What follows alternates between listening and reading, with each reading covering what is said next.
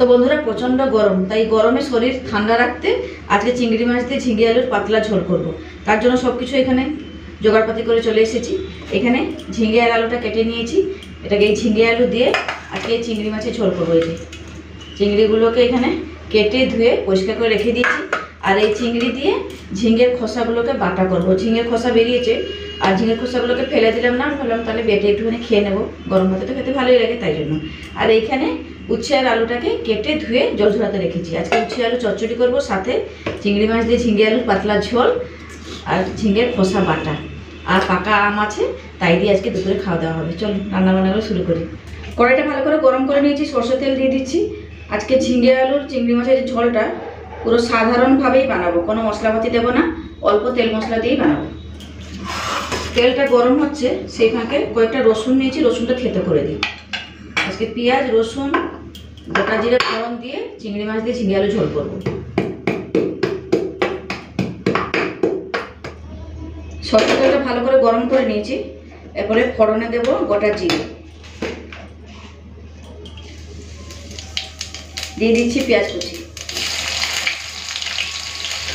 থেতো করে রসুনটাও দিয়ে দেবো।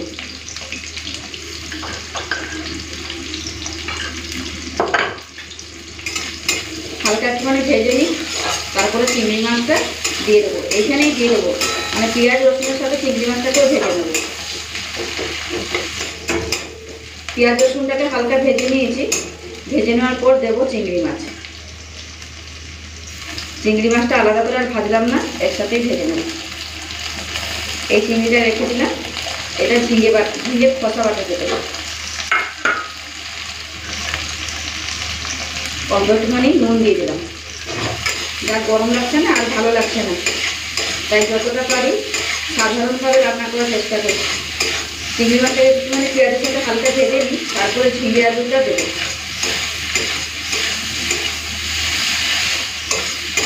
তো চিংড়িটাকে দেখুন লাল করে ভেজে নিলাম, বেশি আর ভাজবো না। এরপর দিয়ে দেবো ঝিঙে আর আলু।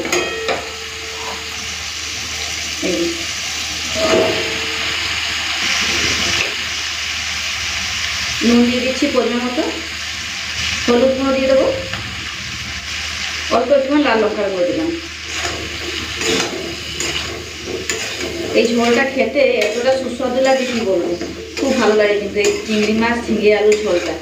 তো 2-4 মিনিটের জন্য একটুখানি ভেজে নিই, তারপরে জল দেবো। আর কিছু মশলাপাতি দেবো না, শুধু একটুখানি চিনি দিলেই হয়ে যাবে। তো 2-4 মিনিট ভালো করে ভেজে নিয়েছি। এই যে এখন আমি জল দিয়ে দেবো, বেশি ভাজার কোনো দরকার নেই।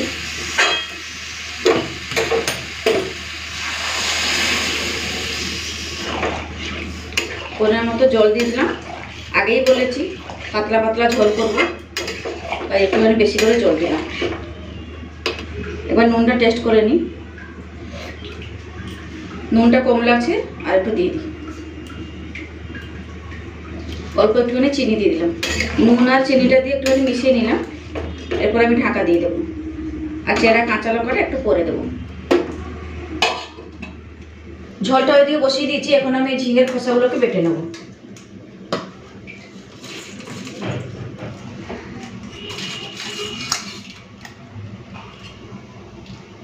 ঝিঙের খোসাগুলো তো নিয়ে নিলাম, এরপরে দেবো কাঁচা লঙ্কা, কয়েকটা রসুন,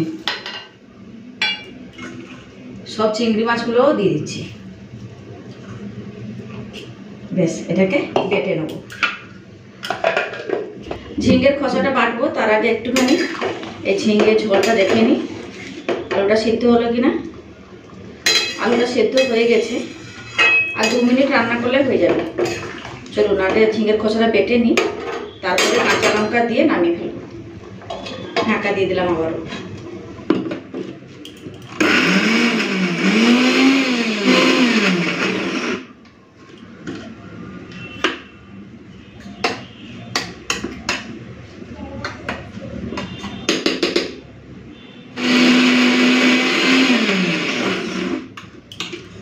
বেশ প্লেন করে বেটে নিয়েছি। এই যে জল দিয়ে বাটলে না একটু পাতলা হয়ে যেত, তাই জল দিলাম না, জল ছাড়াই বেটে নিয়েছি। এই যে দেখুন, জল দিয়ে দিলে বেশি পাতলা হয়ে যেত আর বেশি সময় যেত রান্না করতে।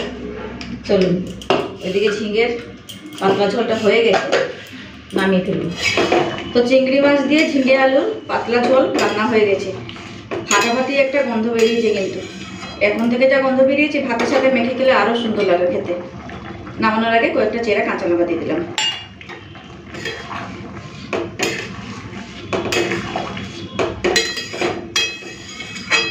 চলুন, রান্না হয়ে গেছে, ঢেলে নিই। এই যে ফাটাফাটি গন্ধ বেরিয়েছে কিন্তু বন্ধুরা।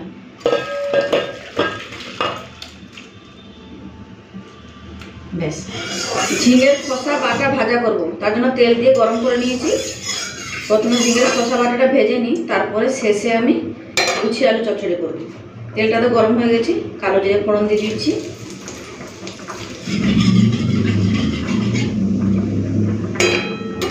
দিয়ে দিচ্ছি পেঁয়াজ কুচি।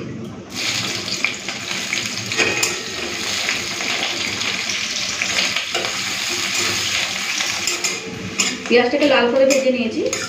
এরপর আমি দেব ঝিঙের খোসা বাটা।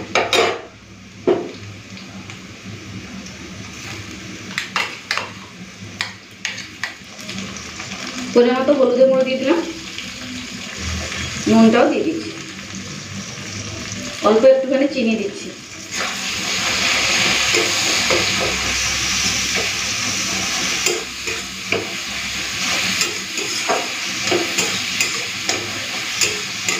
ভালো করে মিশিয়ে নিয়েছি। এরপরে একটুখানি ভাজা ভাজা করে নেব। এদিকে আমি সাদা সরষে শিলে নিয়ে নিয়েছি, একটুখানি বেটে রাখি উচ্ছে আলু চচ্চড়িতে দেব।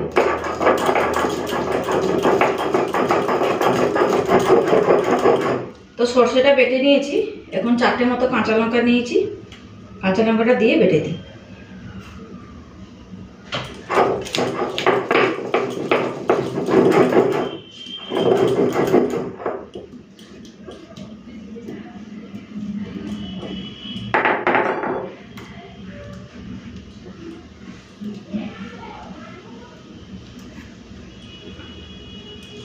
বেশ, অল্প একটুখানি সরষে বাটলাম।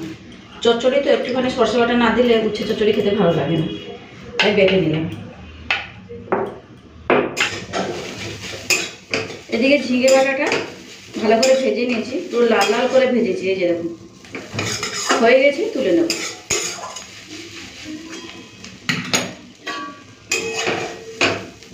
এই যে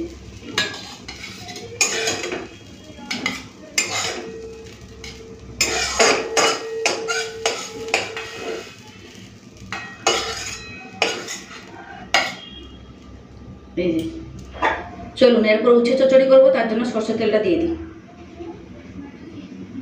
সরষের তেলটা গরম হয়ে গেছে, দিয়ে দিচ্ছি পেঁয়াজ কুচি।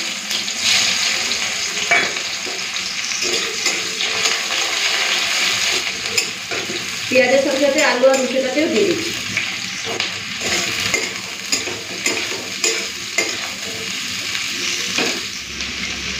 উচ্ছে আলু ভাজার সময় নুন আর হলুদটা দিয়ে দিচ্ছি।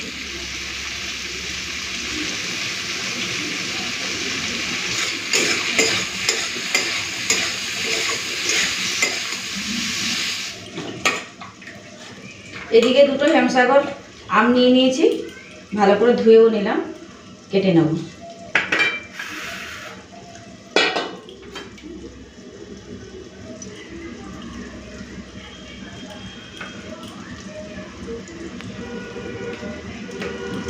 পুরো পাকা আম, মিষ্টি হবে খেতে কিন্তু। এই যে কালারটাও খুব সুন্দর।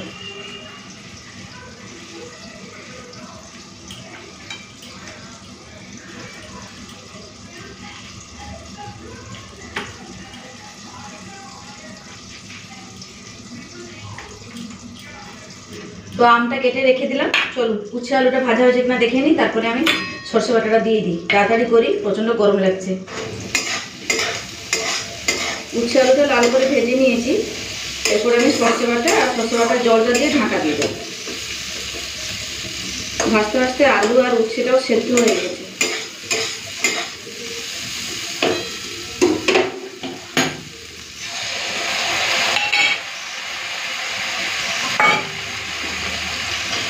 এই অল্প একটুখানি জল দিলাম, আর জল দেবো না।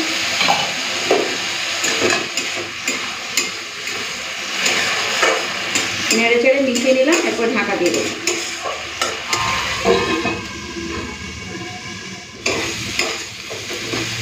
উচ্ছে আলু চচ্চড়ি রান্না হয়ে গেছে, তুলে নেবো। একটুখানি ঘেঁটে দিচ্ছি, তাহলে খেতে আর ভালো লাগবে। চলো, হয়ে গেছে, নামিয়ে দিচ্ছি। এই মাখো মাখো হয়েছে, খেতেও ভালো লাগবে।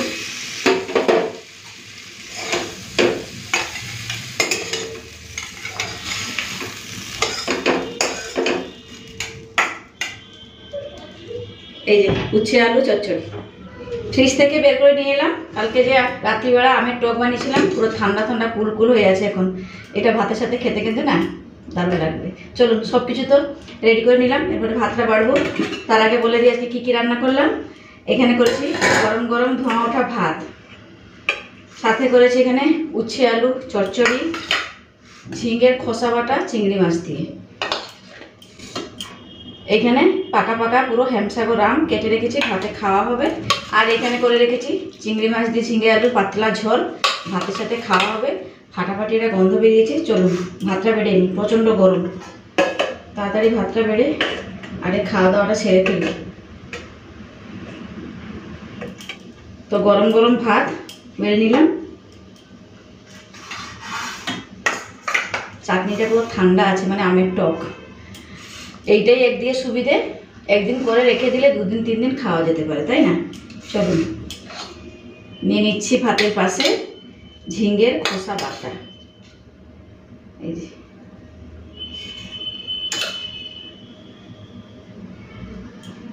পুরো লটে মাছের ঝুড়ো মতন হয়ে গেছে উচ্ছে আলু চচ্চড়ি।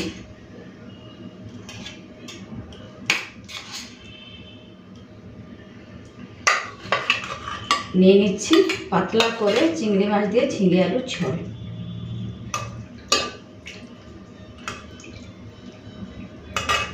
ব্যাস হয়ে গেছে। চাটনিটা বাটিতে বেড়ে নিই।